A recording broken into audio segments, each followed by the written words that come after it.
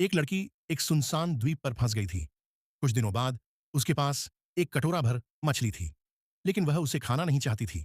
उसने देखा कि उसने मछली को मांस में पीस दिया था। फिर उसने पूरा मांस समुद्र में फेंक दिया। फिर लड़की ने लकड़ी की एक छड़ी उठाई और समुद्र की ओर देखने लगी। जल्द ही एक शार्क ने खून की गंध सूंघी और बहुत तेजी से उस दिशा में दौड़ी। लड़की ने मौके का फायदा उठाया और शार्क पर वार किया।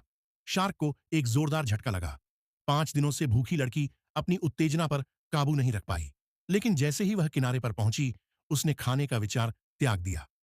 लड़की ने शार्क को एक पेड़ पर लटका दिया और खुद मिट्टी के गड्ढे के नीचे छिप गई। शिकार के आने का इंतजार करने लगी, लेकिन दिन में बहुत थक जाने के कारण उसे नींद आ गई। एक अजीब सी आवाज के साथ जब लड़की ने फिर से आंखें खोलीं, तो शार्क अब भी पेड़ पर लटकी हुई थी। अगले ही पल अंधेरे में छिपे किसी प्राणी ने लड़की को खा लिया। और सबसे भयानक बात यह थी कि 100 मीटर के दायरे में उस राक्षस का कोई निशान नहीं था। जब लड़की समझ नहीं पाई कि अब क्या करे, तो उसने ऊपर से एक हेलीकॉप्टर की आवाज सुनी। उसे ऐसा लगा जैसे उसे जीवनदान मिल गया हो। वह इतनी उत्साहित थी कि उठना चाहती थी, लेकिन अगले ही पल वह डर से बोल भी नहीं पाई। वह आवाज तक निकालने की हिम्मत नहीं कर पाई। उसके सामने एक भयानक प्राणी खड़ा था, जो 2 पैरों पर खड़ा था।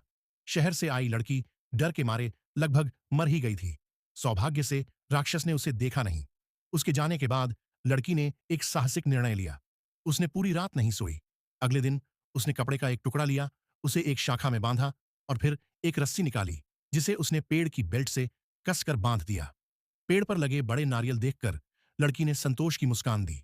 इस तरह ऊंचे बंधे झूले में लेटने से राक्षस ऊपर नहीं चढ़ सकता था, और भूख लगने पर उसके पास नारियल थे खाने के लिए।